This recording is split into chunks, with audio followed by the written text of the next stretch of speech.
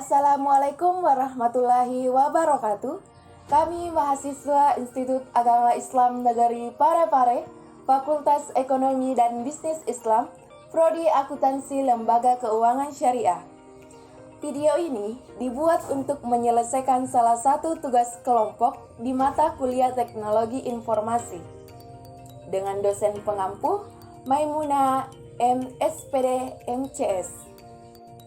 Kami dari kelompok 1 terdiri dari 8 anggota yang masing-masing bekerja sama dalam memenuhi tugas ini. Perkenalkan, nama saya Maslina dengan NIM 2020238 6220150. Saya bertugas sebagai moderator yang membimbing jalannya presentasi kali ini. Adapun anggota kelompok kami yaitu Nur Fadilah dengan NIM 2020238 622011049. Selanjutnya Nur Halisa dengan NIM 2020238 622011036. Herawati dengan NIM 2020238 622011024. Andi Nurfadila dengan NIM 2020238 622011043. Jamila dengan NIM 2020238 622011009. Fitriani dengan NIM 2020238 622011032 dan Muhammad Ikram dengan NIM 2020238 622011011. Pada kesempatan kali ini, kami akan membahas tentang materi internet. Langsung saja, ini dia pembahasannya. Saya akan membahas materi mengenai jaringan. Yang pertama yaitu pengertian dari jaringan. Apa itu jaringan? Jaringan adalah atau biasanya disebut dengan network adalah kumpulan dari berbagai komputer dan alat-alat yang dihubungkan bersama, kadang secara wireless melalui alat komunikasi dan media transmisi. Materi selanjutnya yaitu sejarah jaringan. Jaringan pertama kali dimulai dari munculnya ide atau gagasan untuk menggunakan satu komputer secara bersama-sama. Proyek ini dijalankan oleh sekelompok periset dari Universitas Harvard di laboratorium Bell yang dikepalai oleh Howard Alkan. Pada tahun 1950, saat superkomputer berhasil diciptakan, saat itulah sistem TSS atau Time Sharing System juga ditemukan. Momen ini merupakan salah satu sejarah penting di mana jaringan komputer pertama kali diaplikasikan. Seiring berjalannya waktu, pada tahun 1982, TCP atau Transmission Control Protocol berhasil ditemukan dan kemudian pada tahun 1984, Domain Name System atau sering disebut DNS juga telah ditemukan. Dan momen paling bersejarah lahir pada tahun 1990, di mana Tim Berners-Lee mencetuskan program World Wide Web atau sering disebut dengan WWW, dan untuk tahun-tahun berikutnya jaringan komputer mengalami perkembangan yang sangat pesat. Selanjutnya, setelah mengetahui pengertian jaringan dan sejarah perkembangan jaringan, kita akan lanjut pada materi selanjutnya yaitu jenis-jenis jaringan. Adapun jenis-jenis jaringan komputer yang pertama yaitu PAN atau Personal Area Network. Jenis jaringan ini mencangkup wilayah yang lebih kecil, misalnya pada kantor dan rumah. biasanya banyak digunakan hanya untuk keperluan internet serta printer dan tidak memerlukan resource yang besar untuk menggunakan jaringan PAN. Yang kedua yaitu LAN, Local Area Network. Jaringan Local Area Network ini berfungsi untuk menghubungkan perangkat jaringan dalam kondisi jangkauan yang relatif kecil. Contohnya penerapan pada jaringan LAN yaitu sistem jaringan pada sekolah, kantor maupun rumah. Yang ketiga yaitu CAN atau Campus Area Network. Jaringan CAN dapat dibilang memiliki kesamaan dengan MAN, namun lebih terbatas dalam ruang lingkup kampus atau akademisi. Untuk jaringan ini lebih banyak digunakan untuk keperluan praktik lab, email, pembaruan kelas, dan lain sebagainya. Dan yang keempat yaitu MAN atau Metropolitan Area Network. Metropolitan Area Network adalah jaringan yang menghubungkan antara satu perangkat komputer dengan perangkat yang lainnya dalam ruang lingkup kota pada jaringan yang sama. Jenis jaringan ini lebih besar daripada jaringan LAN. Yang selanjutnya yaitu WAN, Wide Area Network. WAN merupakan kumpulan dari LAN yang tersebar secara geografis. Jaringan WAN cenderung untuk menggunakan teknologi seperti ATM, X.25, serta frame relay untuk konektivitas jarak yang lebih jauh lagi. Kemudian yang keenam yaitu internet. Internet adalah jaringan komputer terbesar yang pernah diciptakan oleh manusia. Ruang lingkup dari internet mencakup hampir seluruh penjuru dunia. Siapapun dapat mengakses berbagai sumber informasi dalam berbagai perangkat komputer seperti PC, smartphone, laptop, tablet, TV, dan lain sebagainya. Dan yang ketujuh yaitu VPN. VPN atau Virtual Private Network adalah salah satu solusi untuk menyediakan koneksi jaringan yang lebih aman. VPN dapat membuat jalur aman untuk kebutuhan transmisi data. Saat ini banyak sekali platform yang menjual VPN secara gratis maupun menyediakan akses secara premium. Materi selanjutnya yaitu jaringan komputer berdasarkan jenis transmisi. Berdasarkan bentuk fundamentalnya, jaringan komputer terbagi menjadi dua jenis, yaitu jarak dan transmisinya. Berikut ini dua jenis klasifikasi jaringan komputer berdasarkan transmisinya. Yang pertama yaitu broadcast. Jaringan broadcast merupakan saluran komunikasi tunggal yang digunakan secara bersama-sama oleh beberapa perangkat yang saling terkoneksi ke jaringan yang sama.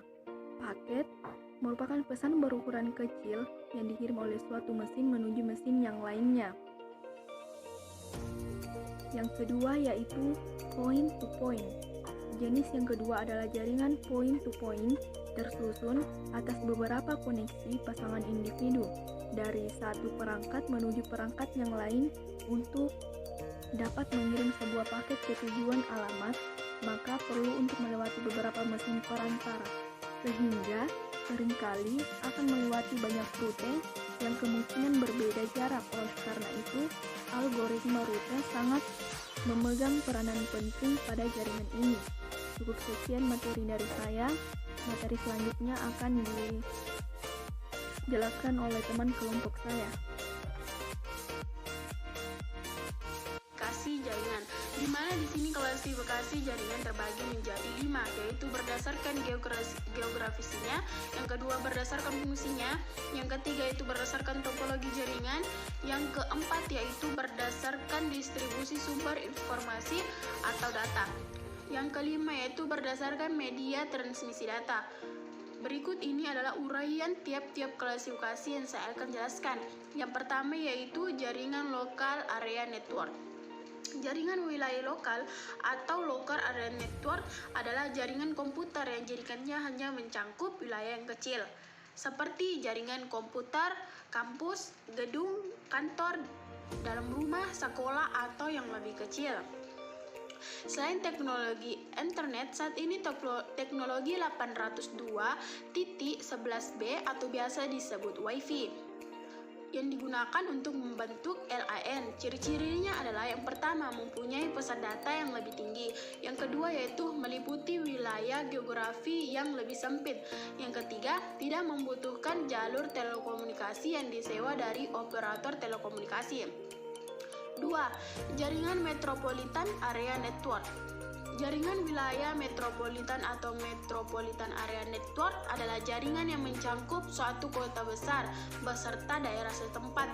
Contohnya jaringan telepon lokal, sistem telepon seluler, serta jaringan rally beberapa ISP internet.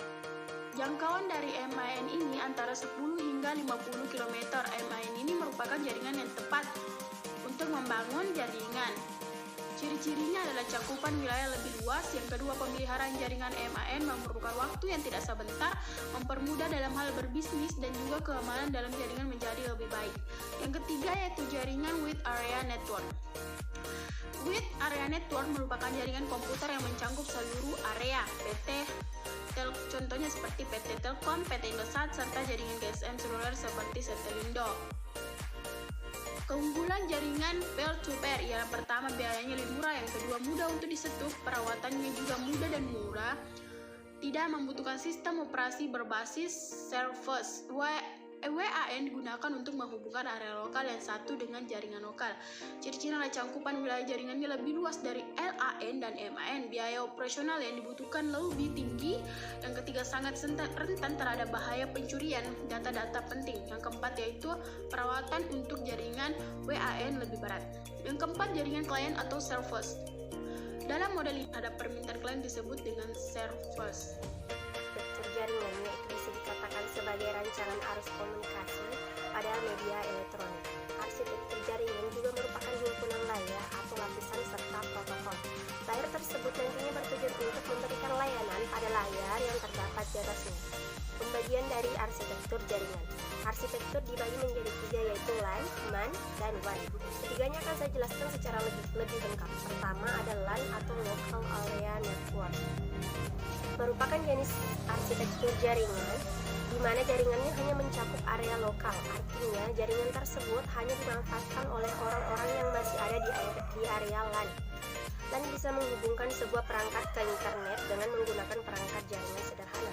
Beberapa contoh perangkat tersebut antara lain kabel yang digunakan adalah UTP atau Usual Twistor Path, router, hub, switch, dan lain sebagainya.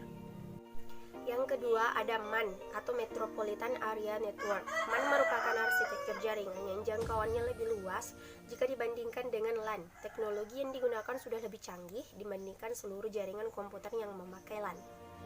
Alasan mengapa MAN memiliki jangkauan yang lebih luas adalah karena jaringan ini biasa digunakan untuk menghubungkan jaringan komputer antar kota, namun untuk bisa membuat atau menerapkan jaringan MAN, maka diperlukan adanya operator telekomunikasi.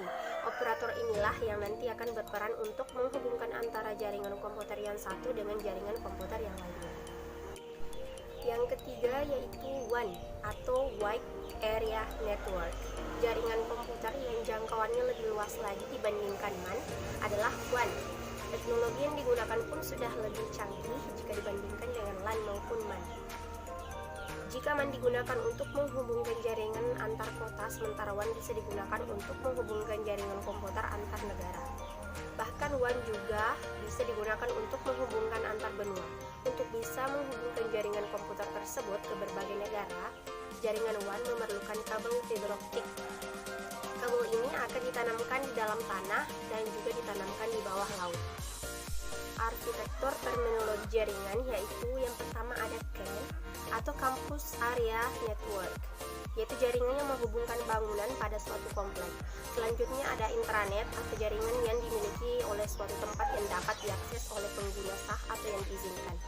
Ada internet yang jaringan yang menghubungkan jutaan komputer. Selanjutnya ada MAN, Metropolitan Area Network atau jaringan yang dirancang untuk sebuah kota. Selanjutnya ada SAN atau Storage Area Network, digunakan untuk menghubungkan perangkat yang berkaitan seperti RAID, penyimpanan file server, dan sistem tape. Ada VLAN atau Virtual Local Area Network atau jaringan yang memungkinkan komputer pada jaringan fisik yang terpisah seolah-olah terhubung jaringan yang sama. Selanjutnya ada Client Server, yaitu jaringan sistem yang melayani sistem memberi dan menerima. Ada juga peer-to-peer, di mana jaringan semua komputer berlaku sama, tidak ada klien dan server. Selanjutnya yaitu arsitektur layer dan protokol. Protokol TCP atau IP, application layer ada Telnet, FTP, dan lain-lain. Transportasi layer ada TCP atau Transmission Control Protocol, yaitu mengirim data dengan deteksi dan koreksi kesalahan, selalu memeriksa keterhubungan. Yang kedua itu ada UDP atau User Datagram Protocol, yaitu mengirim data tanpa koneksi, melemparkan data ke network begitu saja. Yang ketiga ada Network Layer atau Internet, yaitu Internet Protocol atau IP, yaitu pelayanan pengiriman paket elementer. Yang keempat ada Link Layer, yaitu melakukan fragmentasi atau drag fermentasi datagram. Yang kelima ada Physical Layer, yaitu sarana sistem mengirimkan data ke device yang terhubung ke network. Yang keenam yaitu 3 layar terakhir mendefinisikan cara menggunakan network untuk mentransmisi datagram, enkapsulasi datagram ke dalam frame, konversi IP address. Selanjutnya itu model OSI atau sering disebut dengan ISO Interconnection Standard Organization, mengajukan struktur dan fungsi protokol komunikasi data. Model tersebut dikenal sebagai OSI atau Open System Interconnected. Referensi model terdiri atas 7 lapisan atau 7 layar yang mendefinisikan fungsi. Untuk tiap layarnya dapat terdiri atas sejumlah protokol yang berbeda. Masing-masing menyediakan pelayanan yang sesuai dengan fungsi layar tersebut. Aplikasi layar, interface antara aplikasi yang dihadapi user and resource, jaringan yang diakses. Yang pertama yaitu presentation layer, routing standar dipresentasikan data. Yang kedua, sessional layer, hubungan antara aplikasi dan komunikasi. Yang ketiga, transfer layer, menjamin penerima mendapat data seperti yang dikirimkan. Yang keempat, network layer, hubungan lintas jaringan yang mengisolasi layar yang lebih tinggi, pengalamatan dan pengiriman data. Yang kelima, data link layer, pengiriman data melintas jaringan fisik. Yang keenam atau yang terakhir, physical layer, karakteristik perangkat keras yang mentransmisikan sinyal data. Ada pula pembahasan tentang topologi jaringan.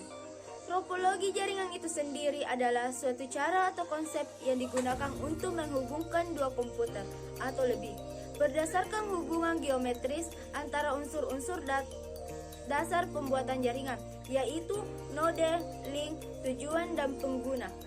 Topologi pertama kali yang digunakan adalah topologi bus. Sistem topologi bus memiliki kekurangan dan kelebihan masing-masing. Penjelasan topologi bus. Topologi bus merupakan topologi yang banyak dipergunakan pada masa pengguna kabel spaksi menjamur dengan menggunakan T-konektor dengan terminator 50 ohm pada ujung network. Maka komputer atau perangkat jaringan lainnya bisa dengan mudah dihubungkan satu sama lain. Karakteristik topologi bus. Yang pertama itu simpul-simpul secara sering sepanjang kabel dan pada ujung kedua kabel ditutup dengan terminator. Yang kedua sangat sederhana dalam instalasi. Yang ketiga sangat ekonomis dalam biaya. Yang keempat paket-paket data saling bersimpangan pada satu kabel. Yang kelima tidak diperlukan hubungan, yang banyak diperlukan adalah T-konektor pada setiap kartu internet. Yang terakhir yaitu masalah yang sering terjadi adalah jika salah satu node rusak, maka jaringan secara keseluruhan dapat down, sehingga seluruh node tidak dapat berkomunikasi dalam jaringan tersebut. Ada pula kelebihan topologi bus. Yang pertama, tidak memerlukan sumber daya kabel yang banyak. Yang kedua, biayanya juga lebih murah dibandingkan topologi lainnya. Yang ketiga, tidak terlalu rumit jika kita ingin menambahkan jangkauan jaringan. Yang keempat, sangat sederhana. Ada pula kekurangan topologi bus. Yang pertama, tidak cocok untuk trafik atau lalu lintas jaringan yang padat. Yang kedua, setiap konektor barel yang digunakan sebagai penghubung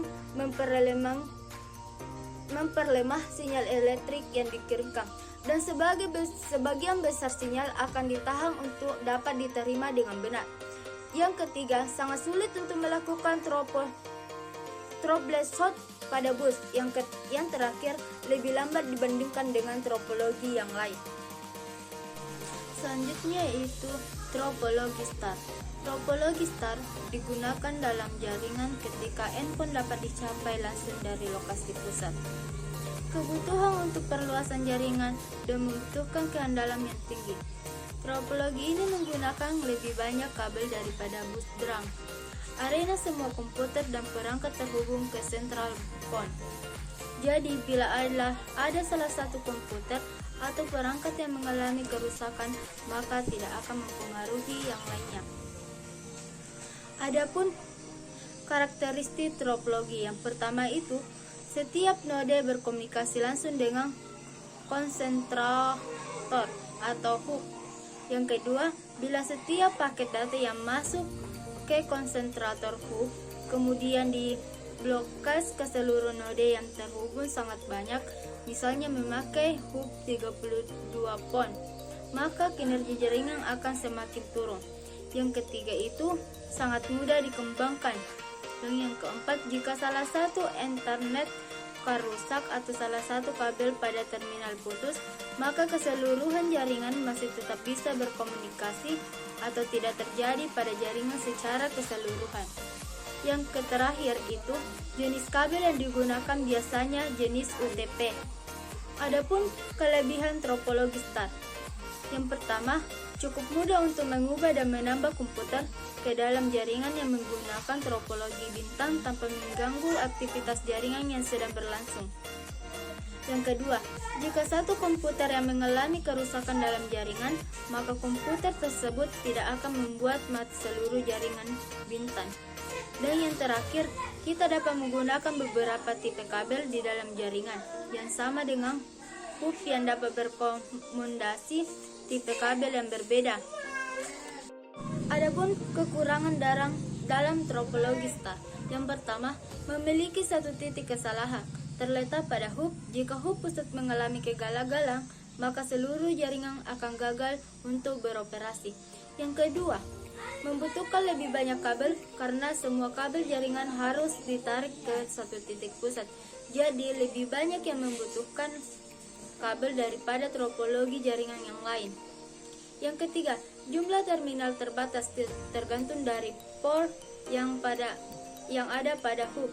Yang terakhir, lalu lintas data yang dapat padat menyebabkan jaringan bekerja lebih lambat. Topologi ring atau topologi cincin adalah topologi jaringan berbentuk rangkaian titik yang masing-masing terhubung dengan dua titik lainnya sedemikian sehingga membentuk jalur melingkar membentuk cincin. Pada topologi cincin, komunikasi data dapat terganggu jika satu titik mengalami gangguan. Topologi jaringan yang memiliki performa tinggi, setiap titik atau node akan berperan sebagai repeater untuk memperkuat sinyal.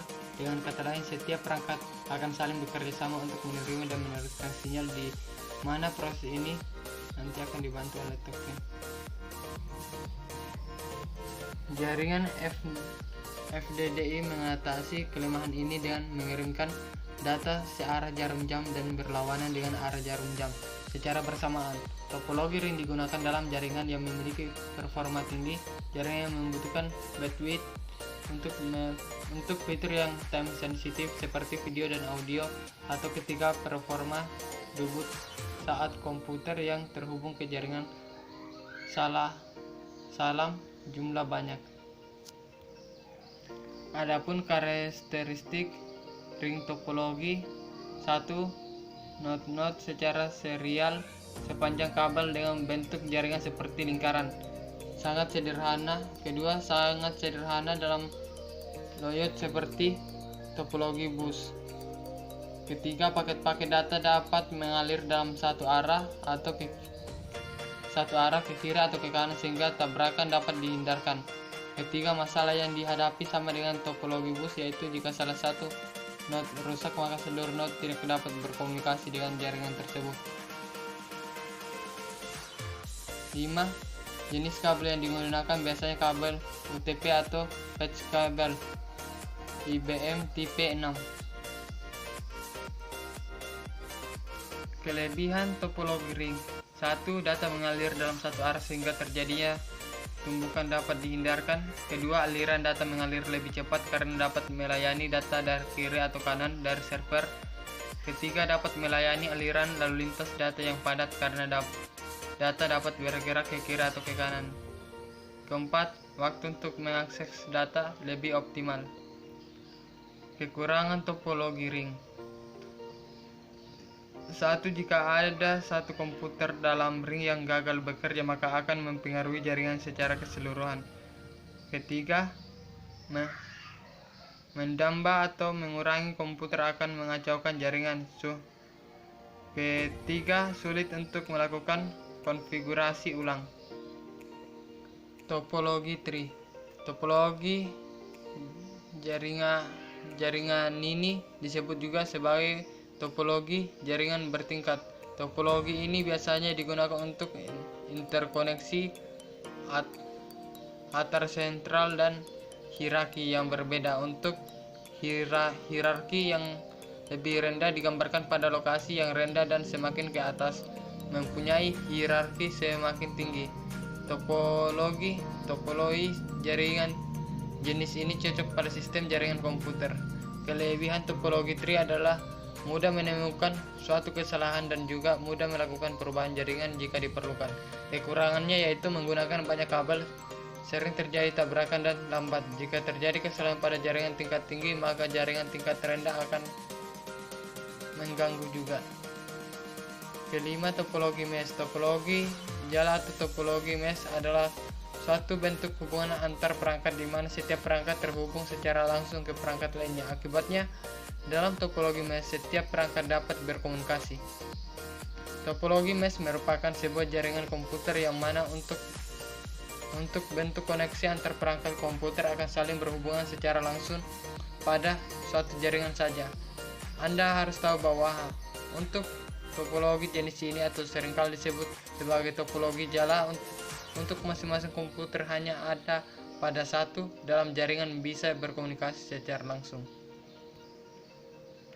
Kelebihan topologi mesh: mendeteksi. 1. Mendeteksi kesalahan.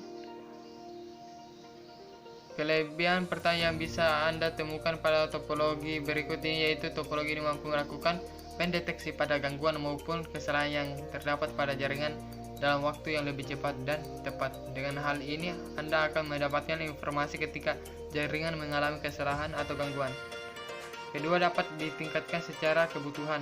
Untuk keamanan pada data, jaringan dapat disaring menggunakan jaringan mesh topologi ini. Dengan hal ini, maka penggunanya bisa untuk meningkatkan sesuai dengan kebutuhan yang diperlukan. Ketiga, tidak berpengaruh pada komputer lain. Keunggulan yang ditawarkan oleh topologi ini yaitu apabila salah satu dari komputer mengalami permasalahan dari segi jaringan, maka untuk komputer yang lainnya tidak akan terpengaruh. Oleh karena itu, banyak orang yang merasa senang menggunakan topologi ini, karena ketika satu komputer yang mengalami masalah tidak akan merembet ke komputer lainnya. Keempat, pengiriman data lebih cepat. Jika berbicara mengenai pengiriman data, maka untuk topologi mesh cenderung lebih cepat karena topologi ini memiliki hubungan dedicated link yang mana untuk datanya bisa dikirimkan secara langsung pada komputer. Salah satu tujuannya yaitu supaya proses pengiriman lebih cepat tanpa harus melalui beberapa komputer yang lainnya. Kekurangan mesh topologi. 1. Proses instalasi rumit. Dibalik dari proses instalasinya yang tergolong rumit, wajar saja jika masih banyak orang yang kurang tertarik untuk menggunakan topologi jenis ini. Sementara untuk proses instalasinya ini harus dilakukan orang yang sudah ahli pada bidang komputer jaringan, sehingga untuk Anda yang masih awam terhadap komputer network sebaliknya tidak menggunakan topologi ini. Kedua, biaya yang dikeluarkan lebih banyak. Biaya yang dikeluarkan oleh mesh topologi cenderung lebih banyak karena mengingat bahwa jumlah kabel yang digunakan pun juga cenderung lebih banyak, sehingga biaya yang dikeluarkan seringkali membuat kantong penggunanya jebol. Ketiga, tidak bisa digunakan dalam sehari-hari. Meskipun sudah mengeluarkan biaya yang tidak murah, namun sayangnya topologi ini tidak dapat digunakan dalam memenuhi kebutuhan sehari-hari para penggunanya. Salah satunya penyebabnya yaitu karena topologi ini memiliki jaringan yang tidak praktis. Anda harus tahu bahwa untuk proses konfigurasi ulang dari topologi mesh ini untuk masing-masing komputer serta peralatannya cukup merepotkan, ditambah lagi dengan biaya perawatannya yang tergolong lebih besar, sehingga Anda harus mempertimbangkan segala halnya dengan baik sebelum menggunakan jaringan mesh ini. Materi selanjutnya yaitu internet. Internet adalah jaringan komputer dalam satu jaringan perusahaan yang menggunakan teknologi internet. Nah, menurut beberapa ahli seperti Turban, Jim, Lee, dan Lian pada tahun 2010, internet merupakan satu jaringan perusahaan ataupun pemerintah atau organisasi yang menggunakan tools dalam internet seperti web browser dan internet protokol, dan digunakan perusahaan sebagai media komunikasi dan kolaborasi. Nah, sejarah dari internet muncul dari ditemukannya World Wide Web atau WWW atau WWW oleh Tim Berners-Lee beserta rekan-rekannya pada tahun 1989. Karena pada saat itu internet dan jaringan komputer masih sangat populer di berbagai perusahaan dan organisasi. Nah, barulah pada tahun 1995 internet mulai diperkenalkan oleh beberapa provider produk jaringan dengan format sesuai dengan kebutuhan organisasi berupa satelit perusahaan. Ada berbagai perusahaan yang mulai menggunakan intranet dalam melakukan kegiatan seperti berkomunikasi data standar hingga mengirimkan informasi data rahasia. Nah, manfaat dari internet ini seperti yang telah tadi sebutkan, bahwa internet memiliki fungsi utama dalam menghubungkan beberapa komputer atau perangkat jaringan dalam suatu organisasi. Nah, selain itu ada fungsi dan manfaat dari internet, diantaranya yang pertama yang memudahkan pekerjaan dengan menggunakan internet. Nah, setiap perangkat satu orang dalam satu organisasi dapat bertukar informasi baik divisi maupun secara horizontal dan vertikal dengan mudah, sehingga lebih memudahkan dalam bekerja.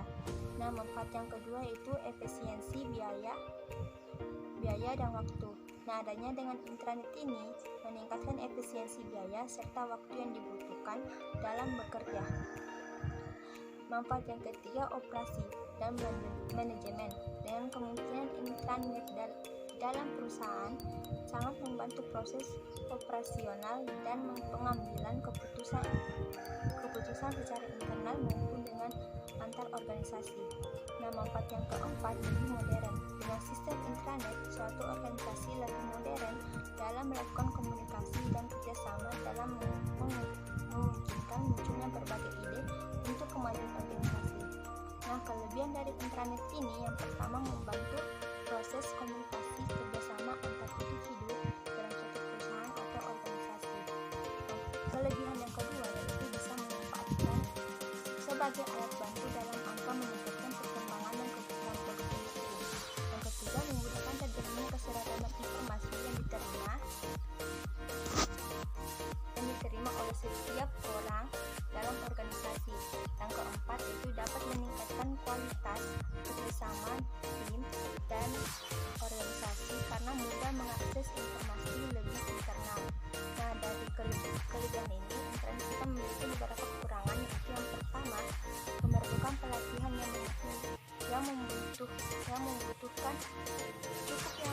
pertama, untuk mendidik anggota dalam menggunakan intranet. Yang kedua, dapat menyebarkan informasi yang salah mungkin yang berjalan melalui intranet, sehingga kesadaran moral setiap pengguna sangat diperlukan. Yang ketiga, intranet dapat berdampak kepada banyak resource yang digunakan sehingga membutuhkan biaya lagi untuk membangun server yang handal. Materi yang akan saya jelaskan merupakan materi terakhir dari pembahasan makalah kelompok kami, yaitu perbedaan antara internet dan intranet, sejarah perkembangan intranet, kemudian fungsi intranet. Materi yang pertama yaitu perbedaan antara internet dan intranet. Sebelum masuk ke pembahasan tentang perbedaannya, yang perlu kita ketahui terlebih dahulu yaitu pengertian dari internet dan intranet. Internet merupakan sebuah jaringan yang menghubungkan komputer satu sama lain dengan menggunakan sistem Global Transmission Control Protocol atau Internet Protocol Suite, sehingga kita bisa saling berhubung atau kita saling berkomunikasi walaupun dalam jarak yang jauh. Sebab internet merupakan jaringan terluas dalam sistem teknologi informasi yang memungkinkan perangkat di seluruh dunia bisa saling terhubung. Nah, pengertian dari intranet sendiri adalah jaringan pribadi atau private network yang hanya menggunakan internet untuk saling berbagi informasi di dalam jaringan lokal seperti di sekolah, perusahaan, universitas, dan lain sebagainya. Selanjutnya, kita masuk ke pembahasan perbedaan antara internet dan intranet. Perbedaannya, internet itu jaringan yang sangat luas dalam artian jangkauannya bisa di seluruh dunia, memiliki jaringan yang kuat, perkembangannya sangat pesat, kemudian bisa diakses kapan saja dan dimanapun kita berada. Sedangkan intranet jaringannya kecil dan sempit, dalam artian hanya mencakup wilayah lokal, perkembangannya lambat, kemudian biasa digunakan oleh perkantoran, sekolah, rumah sakit, universitas, dan lain sebagainya. Kemudian kita masuk ke sejarah perkembangan intranet. Setelah mengetahui pengertian dan perbedaannya, kita juga perlu tahu tentang sejarahnya. Berikut sejarah intranet di dunia. Lembaga riset bernama ARPA mengembangkan suatu penelitian dengan sebutan ARPANET. ARPANET ini mulai diperkenalkan secara umum dan meluas ke berbagai negara. Pada tahun 1980-an, Telnet dan FTP atau File Transfer Protocol dikembangkan untuk mengirim dan menerima data. Pada tahun 1989, perkembangan intranet dan internet sendiri mulai memuncak sejak hadirnya tim Berners-Lee yang menciptakan WWW atau World Wide Web, di mana para penggunanya bisa mengakses bermacam informasi dengan cepat. Pada tahun 1995, istilah intranet muncul dan dipakai oleh para penjual produk jaringan. Penggunaan intranet sendiri tidak hanya digunakan oleh perusahaan besar, melainkan bisa juga digunakan ke berbagai kantor kecil, sekolah, dan instansi pemerintahan. Materi terakhir yaitu fungsi intranet. Sama seperti halnya dengan internet, intranet juga sangat bermanfaat untuk memudahkan pekerjaan manusia. Fungsi utama dari intranet yaitu sebagai media komunikasi antara stakeholder dalam sebuah perusahaan, bisa antar karyawan, manajer antar karyawan, ataupun di dalam lingkup perguruan tinggi bisa antar mahasiswa dengan dosen, dan lain sebagainya. Intranet menyediakan berbagai aplikasi yang memungkinkan kita bisa saling berkomunikasi secara dua arah, seperti email, chatting, bulletin board, news groups, dan masih banyak lagi. Jaringan ini berfungsi untuk menghemat waktu. Seperti dalam instansi pemerintahan, proses surat menyurat pun menjadi lebih efektif jika dilakukan melalui intranet. Baik, itulah tadi hasil presentasi kelompok kami. Lebih dan kurangnya mohon dimaafkan. Assalamualaikum warahmatullahi wabarakatuh.